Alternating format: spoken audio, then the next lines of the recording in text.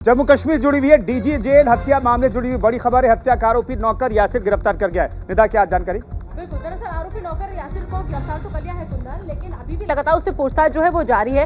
Police जो है वो तमाम एंगल खंगालने की कोशिश कर रही है कि आखिर इस हत्या के पीछे उसका मकसद क्या था, इसके पीछे वजह क्या रही है। तो वारदात के बाद से लगातार आरोपी फरार था, लेकिन आरोपी नौकर की डायरी जो है वो पुलिस ने बरामद कर ली है और उम्मीद ये की जा रही है कि शायद इस डायरी से अहम खुलासे जो है वो हो सकते हैं। बिल्कुल, ये कोई पर्सनल कोई रंजिश थी या फिर कोई आतंकवादी घटना थी, आतंकवादी साजिश थी, ये दरअसल पता लगाना बेहद जरूरी है, क्योंकि कुछ आतंकवादी संगठन हत्या के बाद सामने आए, उन्होंने हत्या की जिम्मेदारी ली है। लेकिन इस जिम्मेदारी में क्या वाकई में कोई साजिश है या फिर सिर्फ क्रेडिट लेने की होड़ थी, ये जानना बेहद जरूरी है।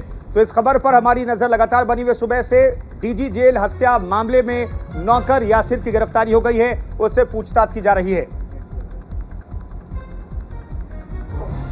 बिल्कुल, तो इस बड़ी खबर पर लगातार हमारी नजर जो है वो बनी हुई है और बाकायदा इसके लिए हमने कुछ ग्राफिक्स जो है वो तैयार किए हैं कि आखिर कैसे ये पूरा मामला जो था वो सामने आया। आइए जल्दी से ग्राफिक्स के जरिए आपको पूरी खबर समझाने की यहाँ पर हम कोशिश करते हैं कि कब से ये नौकर फरार था और क्यों कई आरोप जो है इसके ऊपर लग रहा है। डीजी के कत्ल का टेरर कनेक्शन जो है सागर वो क्या है, जल्दी से समझाइए जरा। देखिए, जम्मू में डीजी अहमद लोहिया की हत्या के मामले में बड़ा खुलासा हुआ, आतंकी गिरफ्तार किया गया, लेकिन वही हत्या की जिम्मेदारी टीआरएफ ने ली है, जो मतलब कि टारगेट किलिंग की घटनाओं में कई बार इस संगठन का नाम सामने आ चुका है। निदा, बिल्कुल, टीआरएफ संगठन ने लेटर भी बाकायदा इसके लिए जारी किया है, ऐसी जिम्मेदारी नहीं ली है, बाकायदा एक लेटर जो है वो भी जारी किया है जिसमें वो इस बात का कबूलनामा है कि हाँ, इसकी हत्या में साजिशन उन्होंने ही रची है। पूरी कहानी टारगेट किलिंग करने वाला आतंकी संगठन है दरअसल टीआरएफ, जिसने ये पूरी जिम्मेदारी ली है डीजी के कत्ल की। तो अंदाजा लगाया जा सकता है कि पूरे मंसूबों को यहाँ पर नापाक मंसूबों को अंजाम दिया गया है। और देखिए, गृह मंत्री अमित शाह का वहां पर दौरा है और ऐसे में अगर इस तरह की घटनाएं सामने आती हैं,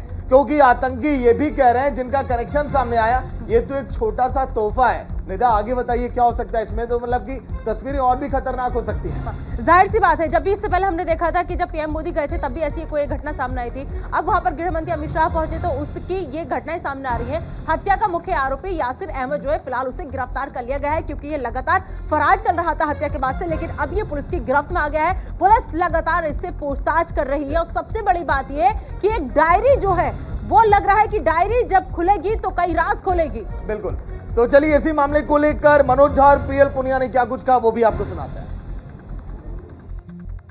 देखिए, जो कुछ भी मैं हुआ है दुर्भाग्यपूर्ण है और मेरा मानना है कि जम्मू कश्मीर जैसे स्टेट में अगर इस तरह की घटना होती है तो परेशान करती है और बहुत परेशान करती है। मुझको मेरा मानना है कि चाहे जो भी वो अनुसंधान हो उसके बाद भी ही कोई इस प्रकार की टिप्पणी हो, लेकिन एक बात मैं जरूर कहूँगा, जो नॉर्मैलिटी की बात दिल्ली से होती है वो कश्मीर में नहीं दिखती है। कश्मीर में डिसरप्शन है बीते 3 वर्षों से जिंदगियों का, जब तक उसको रिस्टोर रिट्रीव रिपेयर करने की कोशिश नहीं होगी, मुश्किल है। जो जेल के डीजी रैंक के अधिकारी, तो उनको उनके आवास में हत्या कर दी गई और आतंकी संगठन ने उसका जिम्मेवारी भी ली है। ये अत्यंत दुखद है और ऐसे समय में जबकि केंद्रीय गृह मंत्री अमित शाह जी का वहाँ पर दौरा भी है और जो चुस्त दुरुस्त भी लॉ एंड ऑर्डर सिचुएशन की हुई है, इंटेलिजेंस नेटवर्क भी मजबूती के साथ में खड़ा किया है, तो ऐसे मौके पर जो डीजी रैंक के अधिकारी की हत्या कर देना, आतंकी हमले में हत्या कर देना, ये अत्यंत दुखद है। और इसके ऊपर ज्यादा बातचीत के लिए हमारे सहयोगी सीधा जम्मू से दीपांकर गुप्ता इस वक्त हमारे साथ जुड़ चुके हैं। दीपांकर से ताजा अपडेट हम इस पूरे मामले में लेते हैं। दीपांकर, क्या कुछ खुलासा हुआ है, क्योंकि आरोपी गिरफ्तार हो चुका है और एक वो डायरी जिसका जिक्र किया जा रहा है, डायरी बरामद हुई है, अभी तक पुलिस की तफ्तीश कहां तक पहुंची, क्या मकसद था इस हत्या के पीछे?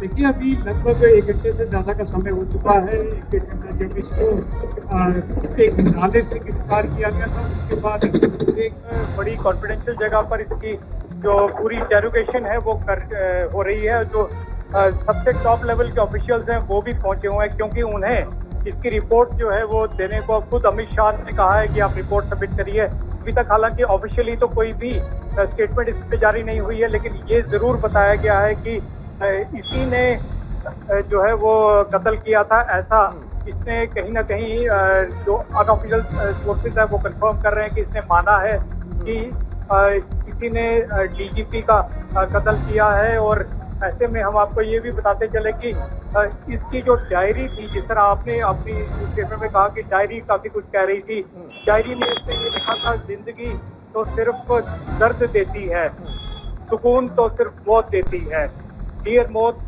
अब अपने साथ मुझे ले जा।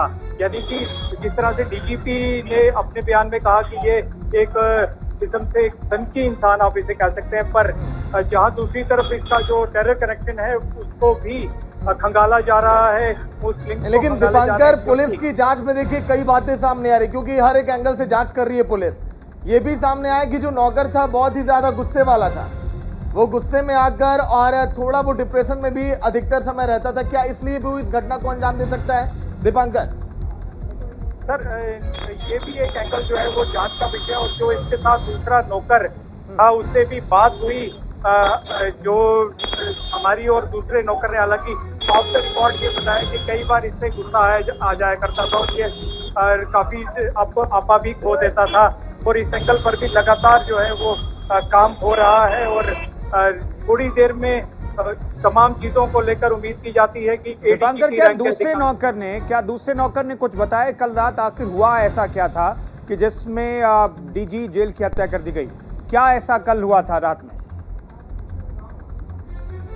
देता हूँ, उसने कहा था कि हम ऊपर दूसरे कमरे में थे, जो डीजीपी साहब थे उनके पैरों में पर कुछ एक सूजन सी थी, उन्होंने इसको एक कमरे में बुलाया, इसको कहा कि मेरे तेल वगैरह लगा दीजिए, और वो ये तेल लगाने लगा। और एकाएक इसकी कुछ बात हुई उनसे, और बात होने के बाद इसने जो दरवाजे का जो कुंडी है वो कुंडी लगा दी, दरवाजा बंद कर दिया।